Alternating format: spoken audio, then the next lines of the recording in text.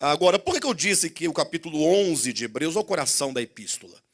É pelo fato de que ele chega exatamente onde ele quer chegar, que é a questão da fé. Porque a verdade, do ponto de vista objetivo, ele apresentou. Agora, se não houver alguém que creia nesses fatos, que creia nestas verdades, com uma fé genuinamente orgânica e uma fé genuinamente cristã, uma fé genuinamente do Espírito, as verdades elas ficam apenas no plano dos conceitos. Então, a fé é o meio espiritual pelo qual nós nos apropriamos dessas verdades. A fé, como alguém já disse outra vez, é como se fosse o nosso sexto sentido. Ou quem sabe até o sétimo sentido, se levarmos em consideração que ainda há um outro que agora eu não desejo falar para os irmãos. Por todos os efeitos, o que são os sentidos para nós?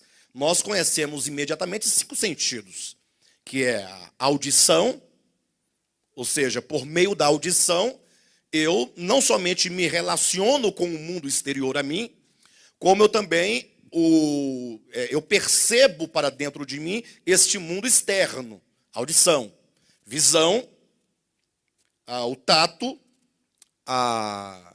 o olfato e o paladar.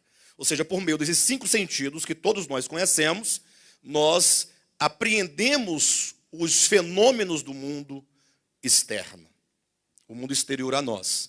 De sorte que quando faltam estas faculdades, essas 5, nós somos privados de uma experiência real com o mundo que está à nossa volta. Vocês concordam comigo? Por mais que, por exemplo, alguma pessoa que tem alguma deficiência auditiva ou visual, ela consegue superar essa dificuldade, mas não há de se negar que é uma privação natural e normal, e certamente haverá prejuízos.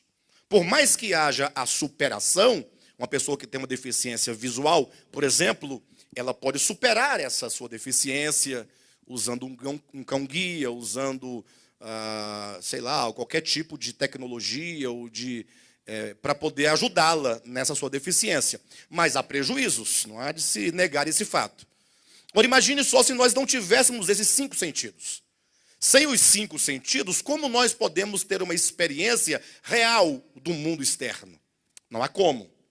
Então, aqui o apóstolo está dizendo o seguinte, olha, todas as verdades tratadas até agora, elas são verdades eternas. Elas não são verdades temporais.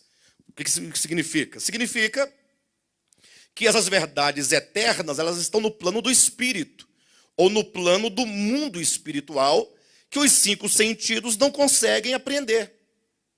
Ou seja, eu não consigo ver, tocar, ouvir, sentir qualquer coisa espiritual com os meus sentidos físicos, com os meus sentidos sensoriais. Nesse sentido, o homem está privado dessas bênçãos espirituais. Não fosse um outro sentido espiritual, que é uma propriedade do espírito humano, que é a fé.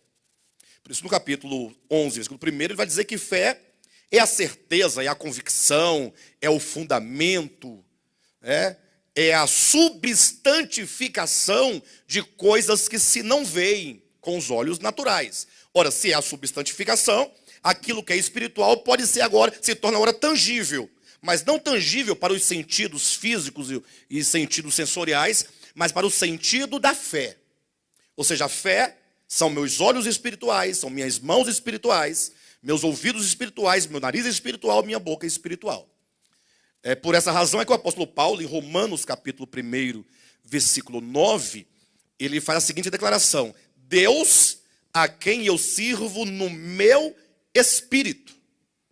Ou seja, Paulo tinha plena convicção que o serviço, e todo e qualquer serviço a Deus, se dá no espírito humano e não no corpo humano, ou por meio do corpo humano.